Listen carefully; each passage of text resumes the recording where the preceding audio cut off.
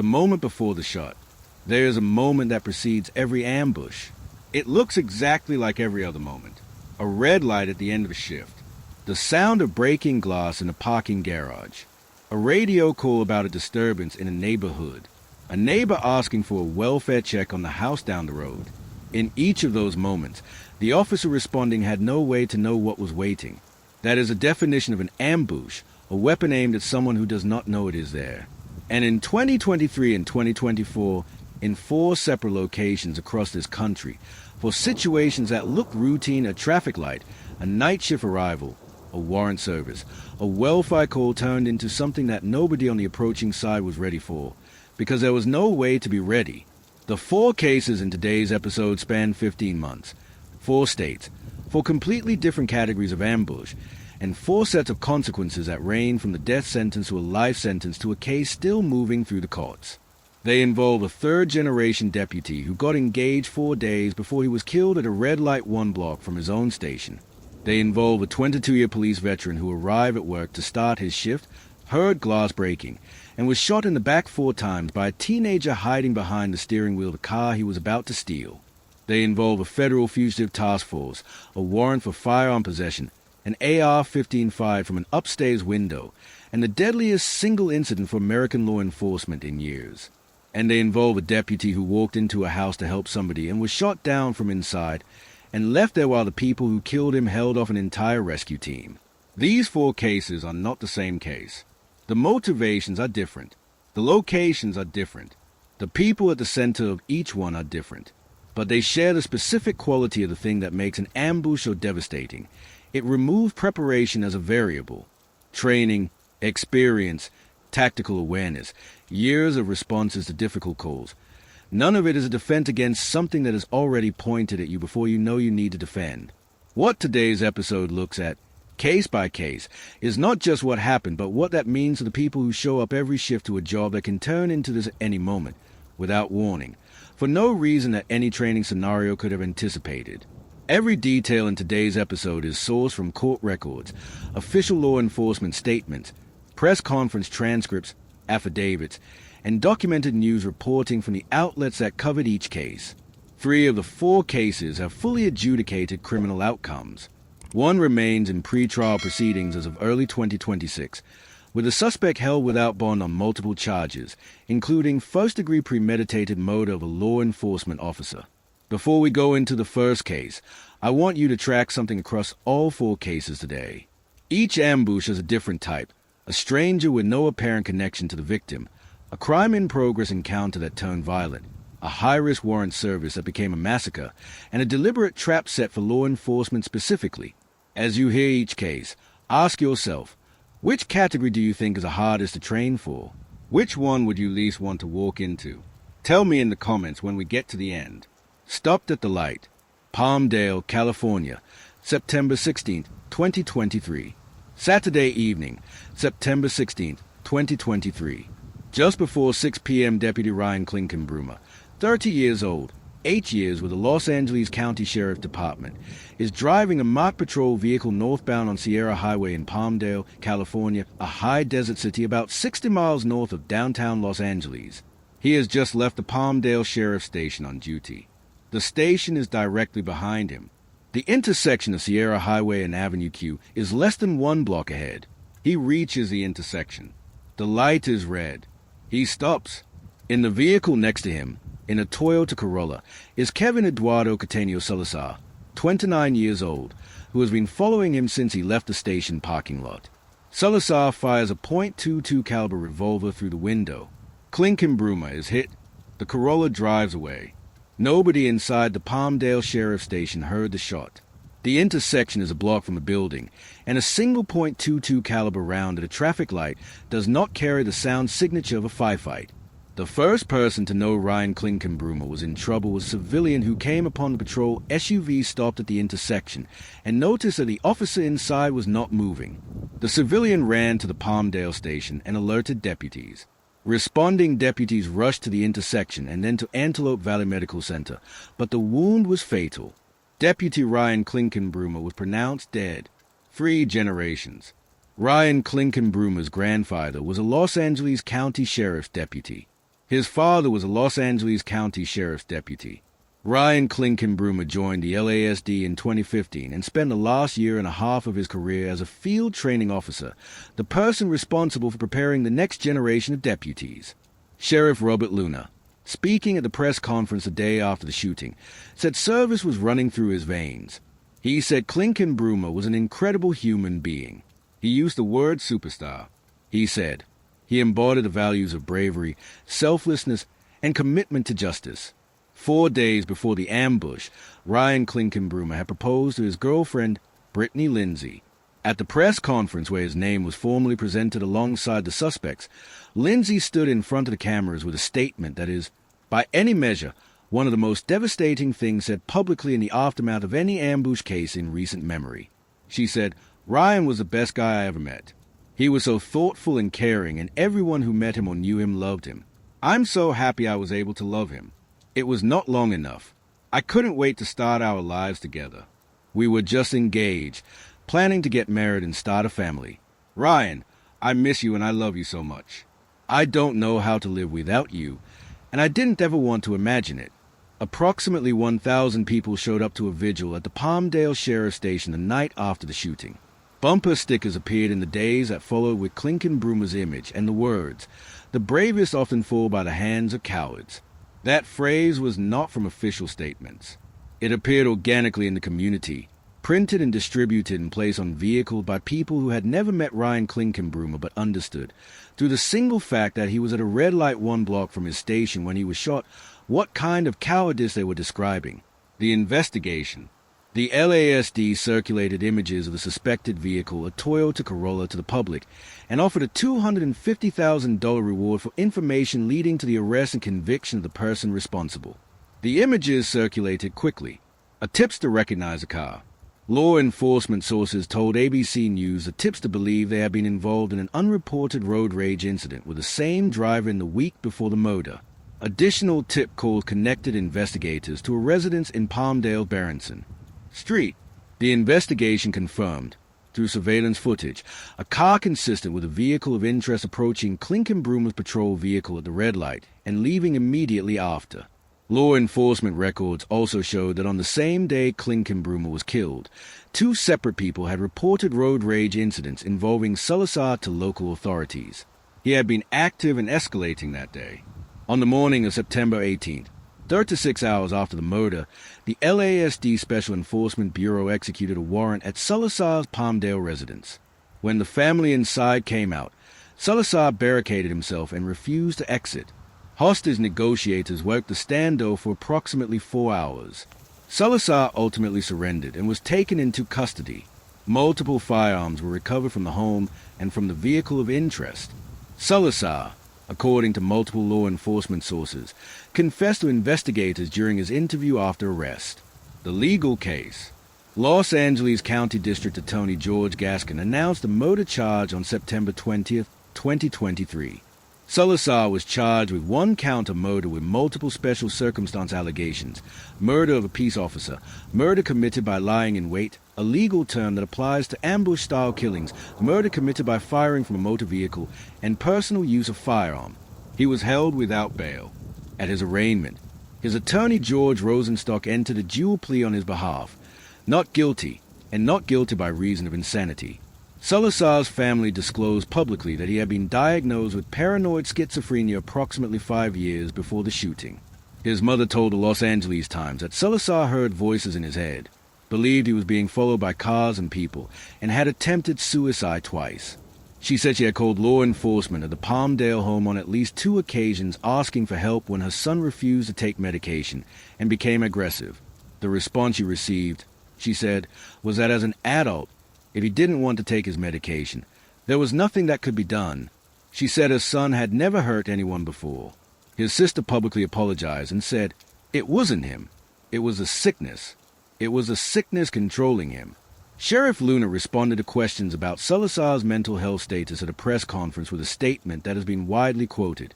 Whether mental health is a factor or not, think about this. If I had to go to your family and tell them you were not coming home and you were just murdered, does it matter what the person was thinking or their condition? He said the department expected the maximum punishment available under the law. If convicted on the murder of a peace officer charged with the special circumstances, Salazar faces life in prison without the possibility of parole. The case was still in pre-trial proceedings as of 2025, with competency determinations and mental health evaluations ongoing. Ryan Klinkenbrummer's case raised a question that California and the nation have not fully answered. What happens when the mental health system fails to intercept someone before they commit violence, when the calls of law enforcement go unanswered because no law has technically been broken, when the prescriptions go unfilled because the patient is an adult with a right to refuse treatment, when the warning signs exist in medical records and family history, but not in a criminal file that would trigger a weapons purchase block? Salazar had purchased a .22 caliber revolver legally in the weeks before the murder. His mother had called for help. Law enforcement had been to the house. And at 5:58 in the evening on September 16th, he pulled alongside a marked patrol vehicle at a red light and fired. Deputy Ryan Klinkenbrummer's mother, father, and grandfather all served in the LASD. He was a field training officer. He had just gotten engaged 4 days before he was killed. He was shot at a red light 1 block from his own station by a man he had never met. His killer's family says they tried to get help, and the system told them it couldn't do anything. The mental health system, the weapons purchase process, and the legal standard for involuntary treatment all intersect in this case in ways that produce the worst possible outcome. What should the answer to that be? Tell me in the comments. A red light, a single block from the station, a deputy who had just started a shift and had not yet made a single call, a man in a Toyota Corolla who had followed him from the parking lot, a .22 caliber revolver, a civilian who ran to the station because the deputy inside the stop patrol vehicle was not moving, 30 years old, 4 days engaged, 3rd generation. 1,000 people came to the vigil. The bumper stickers said, "The bravest often fall by the hands of cowards." They were right. Starting the shift. Philadelphia International Airport, October 12, 2023. Thursday night, October 12, 2023. 11 p.m. Terminal D and E parking garage at Philadelphia International Airport. Officer Richard Mendez, 50 years old, 22-year veteran of the Philadelphia Police Department, and his partner Officer Rule Ortiz, 62 years old, are arriving at the garage to begin their shift. They are on their way to work. They are not responding to a call. They are not executing a warrant. They are not in a situation their training has flagged as high risk. They are starting a shift in a parking garage where they have worked before at 11 o'clock on a Thursday night when they hear the sound of breaking glass. The sound is coming from a Dodge Charger in the Terminal D garage. 4 people are in the process of stealing it. The officers do what officers do when they hear breaking glass in a parking garage. They move toward it. They confront the group. And then, in a moment that the Philadelphia District Attorney's Office later described as something that absolutely never had to happen, one of the suspect, 19-year-old Yobrani Martinez Fernandez, crouched beneath the steering wheel of the car he was stealing, fires a weapon. He fires it 4 times. Richard Mendez is struck 4 times in the torso. Ortiz is struck in the arm. 3 of the 4 suspects flee. The 4th, 18-year-old Jesus Medeiros, is also shot in the crossfire and is critically wounded. The surviving 3 suspects drive to Children's Hospital of Philadelphia, drop off Medeiros in the emergency bay, then drive to Cranbury, New Jersey, where they dump the allegedly stolen car and set it on fire. 22 years. Richard Mendez joined the Philadelphia Police Department in 2001. He spent 22 years in service, working the 25th District before moving to the airport unit. He was a husband and the father of 2 children. His daughter, Mia Carrero, was 19 years old when her father died in the Terminal D parking garage. She wore his name tag, the badge from that night, pinned to her sweater every court appearance during the trial that followed, including the day the verdict was read. His widow, Alexandra Carrero, spoke at the sentencing hearing and said, "My husband was an amazing human being and he did not deserve to be shot in the back 3 times. Nobody deserves that, especially not my husband. He was the love of my life, my soulmate. I have to live the rest of my life without him, and I don't even want to imagine it. I'm just taking it day by day." He was posthumously promoted to sergeant. The department gave him the rank he had earned in death. Officers packed his funeral at the Cathedral Basilica of Saints Peter and Paul, filing past in a procession that drew coverage across the city. Officers filed his case with the same intensity. The investigation that followed, led by the Philadelphia Police Department, pulled cell tower records, DNA, surveillance footage from locations across Philadelphia and New Jersey, and eyewitness accounts. What they assembled was a forensic architecture that placed each suspect at the scene even without a single camera inside the parking garage at the moment of the shooting, because there was no camera inside the garage at the moment of the shooting. The garage had no coverage at the specific location where Richard Mendez was killed. The trial, jury selection in the murder trial of Yo Brandy Martinez Fernandez and Hendrik Pina Fernandez began November 12, 2025, more than 2 years after the killing. A third defendant, Alexander Batista Polanco, 23 years old, had pleaded guilty to murder charges days before the trial began and agreed to testify for the prosecution. Batista Polanco was the prosecution's star witness, and his testimony placed the events of that night in sequence and placed his co-defendants at the scene. The defense for both remaining defendants raised the same core argument. There was no camera, no direct visual evidence placing either man at the moment of the shooting, and the jury should not convict on the testimony of a co-conspirator who had made a deal to save himself. Martinez Fernandez's attorney told the jury, "There is no video of what happened." Pina Fernandez's attorney said there was very little evidence to no evidence that their client was even present. The prosecution countered with cell tower data, DNA evidence, surveillance footage from locations across the city and in New Jersey, and Batista Polanco's testimony. Assistant District Attorney Sidney Pope told the court before sentencing, instead of pulling the trigger, Martinez Fernandez could have surrendered and faced far more lenient consequences.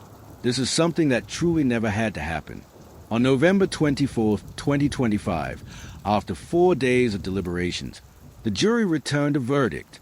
Martinez Fernandez was found guilty of first-degree murder and related offenses including robbery, weapons charges, car theft, and aggravated assault for wounding Officer Ortiz. Pina Fernandez was found guilty of second-degree murder, conspiracy to commit theft, and auto theft. Approximately 1 hour after the verdict was read, Judge Giovanni Campbell sentenced both men to life in prison without the possibility of parole. Both sentences were handed down the same day. Martinez Fernandez declined to speak before sentencing. Pina Fernandez said, barely audible from the defense table, "I wish the best for everybody." What the verdict sounded like. Alexandra Carrero said she heard her husband's voice in her head during the deliberations. "We got this. We got this." She said there was no way justice wasn't going to be served. Outside the Criminal Justice Center, her daughter Mia, wearing Richard Mendez's badge, embraced ADA Sidney Pope.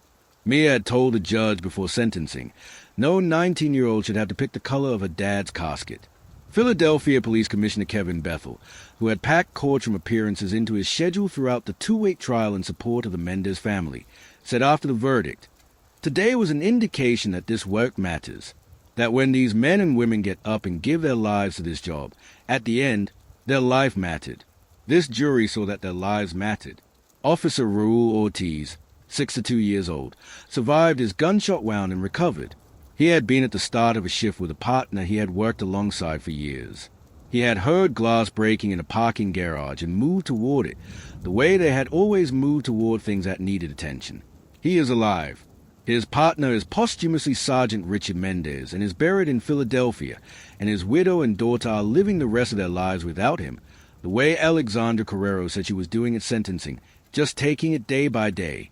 2 officers arrived for their shift and heard glass breaking. They went toward it. One of them was shot in the back 4 times while responding to what any officer would have responded to on any night. There was no camera at the scene. 2 defendants went to trial on cell data, DNA, and the testimony of a co-conspirator who took a deal. The jury found them guilty after 4 days. Both were sentenced to life without parole the same afternoon. What does this case say about what law enforcement officers actually sign up for when they put on a uniform and walk into a parking garage for a night shift? Tell me in the comments. 11 p.m. breaking glass. 22 years in the department. A husband, a father, a partner. 4 shots in the torso from a teenager crouching under a steering wheel in a car he was stealing. His widow said she heard him saying, "We got this," during the deliberations. His daughter wore his badge to every court date and addressed the judge before his killers were sentenced. No 19-year-old should have to pick the color of her dad's casket. 2 life sentences. Same day. Same hour. He is buried as Sergeant Richard Mendez. He will not see his daughter become 21. Galway Drive, Charlotte, North Carolina, April 29, 2024. Monday, April 29, 2024.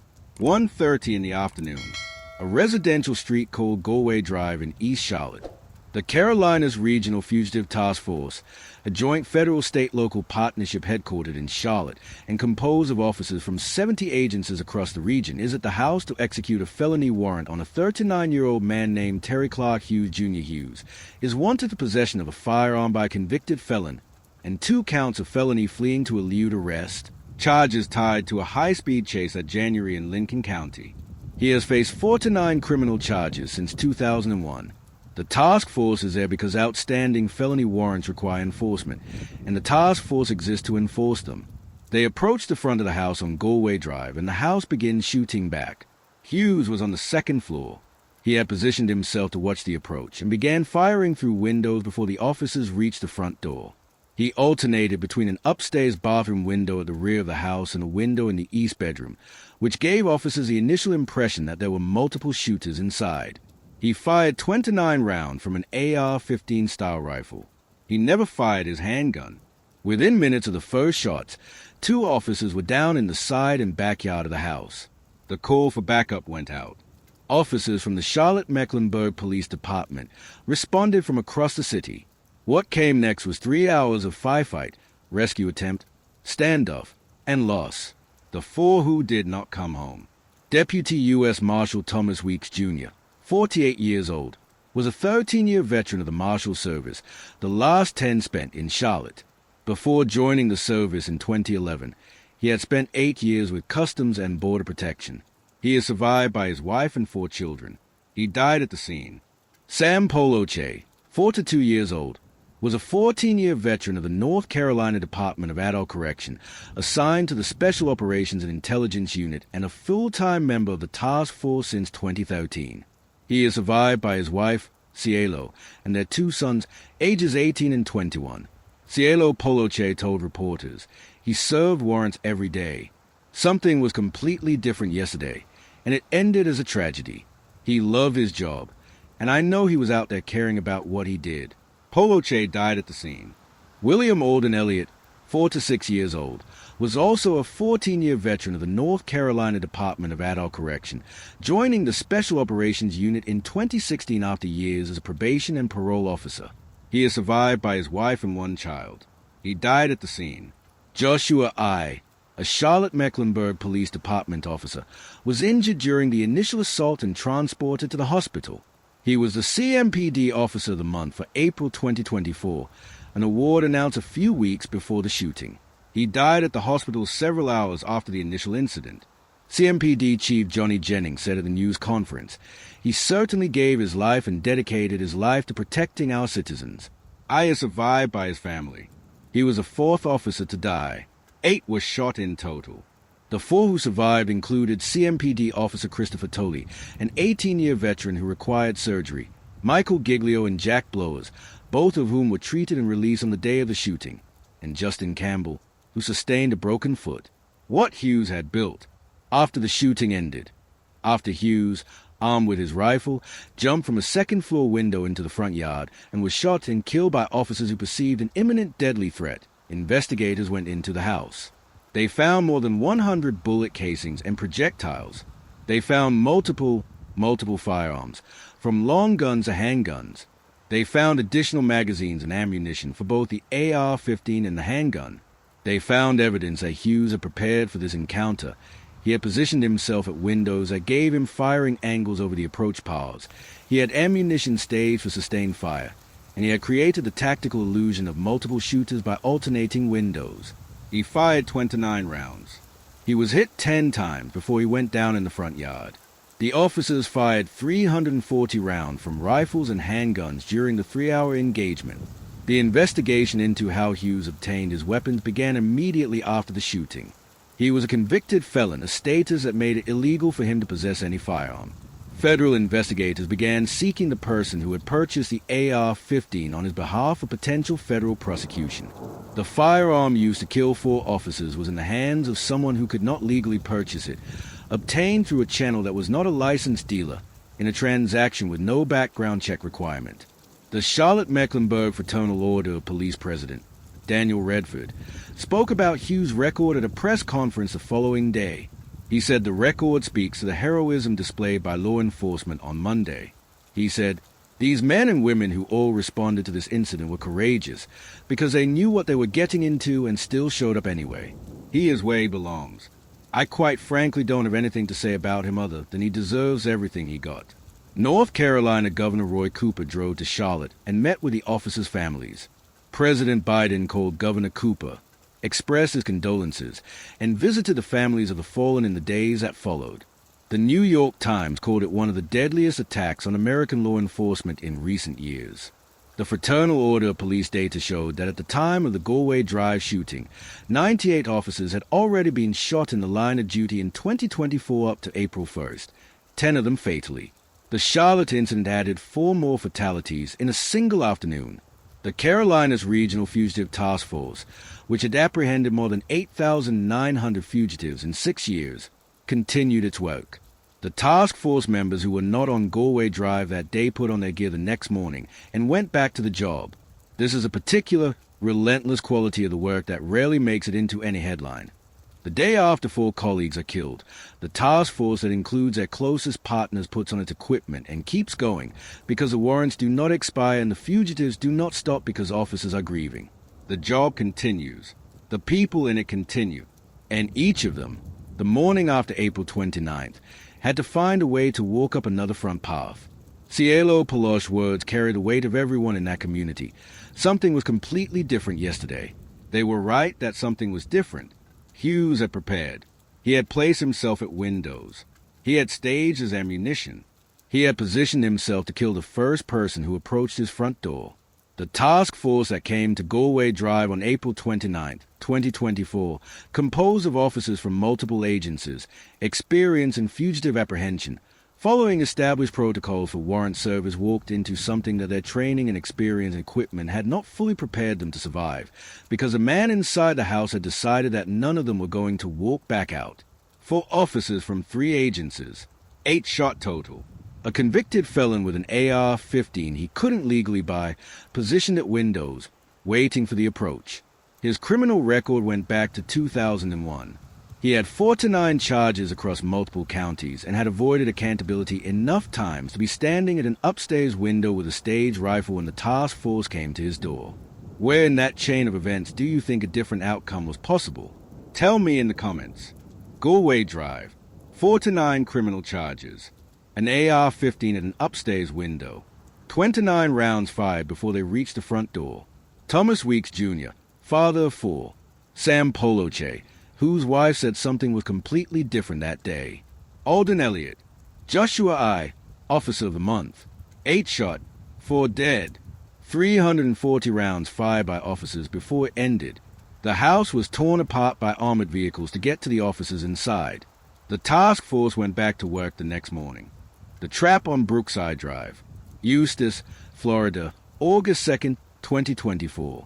Friday night, August 2nd, 2024. Just before 8 p.m. Brookside Drive in the Orlando Hills neighborhood near Eustis, Florida, a quiet residential road in Lake County, about 37 miles northwest of Orlando. The Lake County Sheriff's Office receives a 911 call. A neighbor is reporting that the woman from a nearby house on Brookside Drive has come into their yard and physically attacked members of their family. She called them sinners, the caller says. She is behaving erratically and claims to be acting on behalf of God. Deputies respond. What they encounter first, outside the house, is a woman herself, 48-year-old Julian Sulpizio, who is still agitated and who tells the responding deputies that her neighbors are involved in pedophilia and that she is trying to trick Lucy, which the deputies would later understand to be her name for Lucifer. She is detained, restrained, and placed in handcuffs on the ground, where she says, "You want to play? You're just making me madder." 2 deputies are assigned to conduct a welfare check on her family at the house a few doors down the street. The house. The door at the back appears to have been kicked in. Through the walls, the deputies can hear commotion inside. They call out. Nobody comes to the door. Standard protocol. They announce their presence and request that whoever is inside come out. 3 people are visible moving inside the residence. Nobody comes to the door. The deputies move to enter. Body camera footage captured, in several frames, the image that investigators would later describe in the affidavit. A male figure in a dark-sleeved shirt or body armor, positioned at the arm of a couch, holding a rifle, waiting. Not moving. Not responding. Waiting. At the moment the deputies crossed into an intersecting hallway, the shooting began. Master Deputy Bradley Link was shot multiple times in the first burst of fire from inside the house. He fell on his back. He was unable to reach his radio. He was unable to cover. He was inside a house that had been prepared for this moment, and the people who had prepared it were not done. He was shot at several more times as he lay there. The other deputies were forced to retreat. There was no other option with the volume of fire coming from inside the house, and they retreated to await backup, knowing that their colleague was on the floor inside and they could not reach him. The rescue team that formed to go back in for Link was composed of officers who understood exactly what they were walking into. One of those officers was Deputy First Class Stefano Gogono, 28 years old. As Gogono moved through the house toward where Link was located, he was shot through the walls. Through the walls.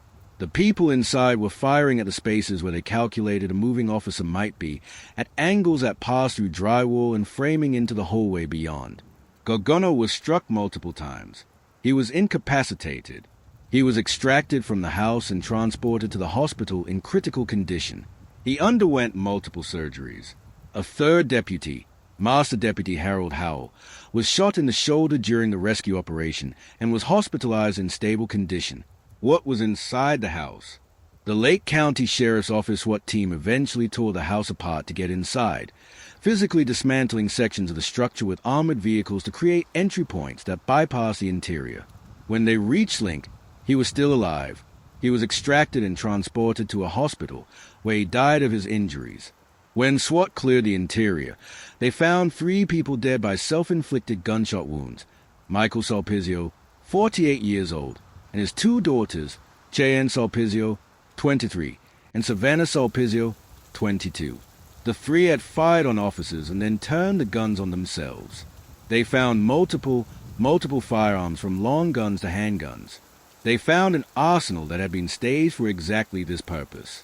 As SWAT was clearing the house, detectives were at the hospital interviewing Julie Sulpizio, who had been taken to Advent Health Waterman Hospital in Tavares for treatment and evaluation following her arrest outside the property.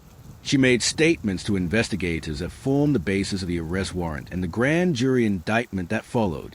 She told investigators she had been trying to lure the neighbors into the house. The neighbors she had called sinners and attacked in their yard, so that Michael could kill them. She said the deputies were also included in the category of sinners who needed to be brought to her husband. She said there was an additional human body under the residence that Michael had trapped approximately 1 week before the incident. Investigators would examine this claim as part of the ongoing investigation. She told investigators she shot 2 of the family's dogs, which were found dead inside the property. Sheriff Peyton Grinnell presented the sequence at a Monday press conference. For days after the ambush, he described the call, the encounter with Julie Sulpizio outside, the decision to send deputies to check on the family at the home a few houses away, and what awaited them when they went inside. He said there was no history of violent crime at that address. Nothing in the call history, nothing in any database, nothing that would have elevated a welfare check from a routine assessment to a high-risk tactical situation. The deputies who walked into that house went in with a welfare check posture because nothing they had available to them indicated anything else was warranted. The charges. Julie Sulpizio was formally arrested on August 5, 2024, 3 days after the ambush at Advent Health Waterman Hospital. She was charged with first-degree premeditated murder of a law enforcement officer, 7 count of attempted murder of a law enforcement officer, conspiracy to commit murder, felony battery by strangulation for the attack on her neighbors, and additional battery charges. State Attorney Bill Gladson, speaking at the Monday press conference alongside Sheriff Grinnell, said the case was eligible for the death penalty and that his office would pursue that process. A Lake County grand jury indicted Sulpizio on the charges in August 2024. She entered not guilty pleas to all counts. She is held without bond. Her case is in pretrial proceedings as of early 2026. Master Deputy Bradley Link is survived by his wife, Brittany, and his parents, Christy and Daniel. He had served the Lake County Sheriff's Office as part of the community in the area where he worked and lived. He did not walk into Brookside Drive that Friday evening with any information suggesting that the man on the couch with the rifle was waiting for him specifically. He went in because there was commotion inside a house with a kicked-in back door, and the family of a woman who had just attacked her neighbors and called them sinners was not coming to the door when asked. He went in because that is what the call required. He was shot before he could respond. He was left on the floor of that house for the duration of the firefight and died at the hospital after the SWAT team tore the building apart to reach him. Deputy First Class Stefano, who was shot through the walls of that house while attempting to reach Link and who underwent multiple surgeries in critical condition, survived. Master Deputy Harold Howell, shot in the shoulder, survived and recovered full mobility. They went in for a colleague. They did not know what the body armor on the man at the couch meant, because they had not seen the man at the couch. The body camera had captured it in frames. The frames became evidence. The evidence is in the affidavit. The affidavit is public record. None of it came in time to matter to Bradley Link. The 911 call was a neighbor reporting a woman attacking their family in their yard. The responding deputies separated that woman from the situation, detained her, and assigned 2 people to check on her family in a house a few doors down. No criminal history at that address. Nothing in the databases. A back door that appeared to have been kicked in and commotion inside. Standard welfare check posture. A man in body armor position, on a couch with a rifle. What would you change about that call, at what point, and with what information, to produce a different outcome? Tell me in the comments. A neighbor called 911 about a woman attacking their family. The deputy separated her from the situation and sent 2 officers to check on the family at the house. She was on the ground in handcuffs telling them they were making her madder. Her husband was on the couch with a rifle and body armor waiting for them. She had planned it. She had been trying to lure sinners to the house all day. The deputies who went to the door for a welfare check walked into the frame of a body camera seconds before the shooting started. Bradley Link is dead. The SWAT team tore the house apart to reach him. Julian Sulpizio is awaiting trial on a charge that carries the death penalty. She told investigators she was doing God's will, the shift that cannot be prepared for. 4 cases, 4 different categories of ambush. A deputy at a red light, alone in his car, shot by a man who followed him from his own station's parking lot with no motive that law enforcement has been able to establish. 2 officers arriving for a shift who heard breaking glass and walked toward it and were fired upon before the encounter had time to become anything other than what it appeared to be. A federal fugitive task force approaching a house to serve a warrant on a convicted felon who had staged himself at an upstairs window with a staged rifle and 29 rounds. A pair of deputies dispatched for a welfare check who walked into a house where a man in body armor was waiting on a couch because the woman they had just detained in handcuffs outside had spent the day trying to deliver them to him. The outcomes across these 4 cases are as different as the methods. Kevin Salazar is awaiting trial in Los Angeles on a murder charge with special circumstances, with a not guilty by reason of insanity plea in place and competency proceedings ongoing. Yo Brandy Martinez Fernandez and Hendrik Pina Fernandez are serving life in prison without the possibility of parole. Sentenced the same afternoon the jury returned its verdict in Philadelphia. Terry Clark Hughes Jr. was shot and killed in the front yard of his Charlotte home when he stepped out of the house with a rifle, and officers perceived an imminent deadly threat. Julian Sulpizio is awaiting trial on first-degree murder and attempted murder charges that carry the death penalty, held without bond in Lake County, Florida. What none of these outcomes changes is the number of officers who did not come home. Ryan Klinkenbrummer, Richard Mendez, Thomas Weeks Jr., Sam Poloche, Alden Elliott, Joshua I., Bradley Link. 7 officers, across 4 cases, in 15 months, killed in situations that range from the random to the calculated to the deliberate to the elaborate. None of them, on the day they died, had information available to them that would have told them this particular shift was the one. That is the nature of an ambush. The information that would have changed the outcome wasn't in the databases. It wasn't in the criminal history, or it was there and the system hadn't acted on it.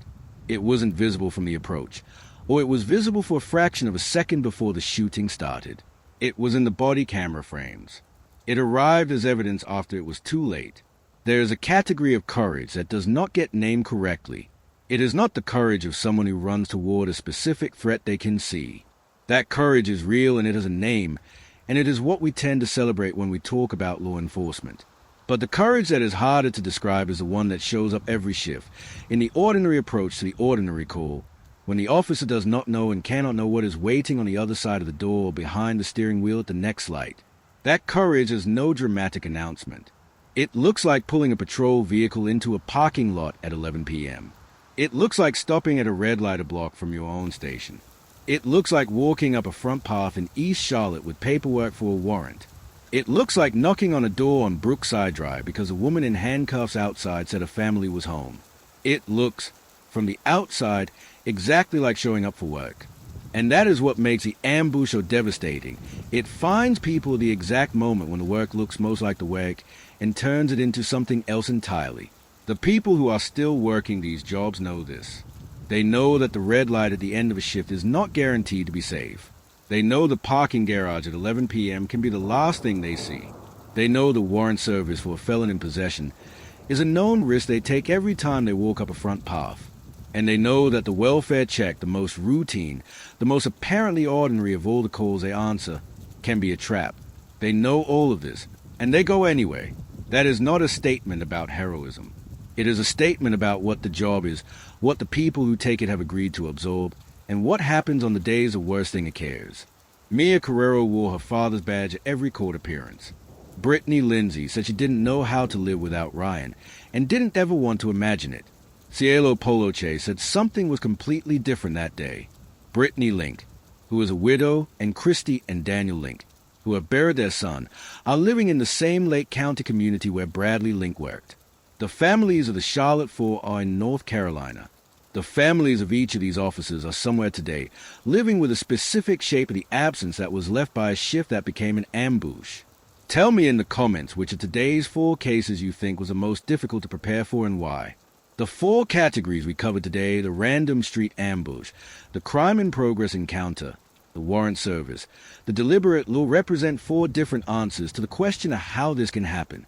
I want to know which answer sits heaviest with you. Share this episode with someone who needs to understand what officers are actually walking into. New episode coming. See you in the next one.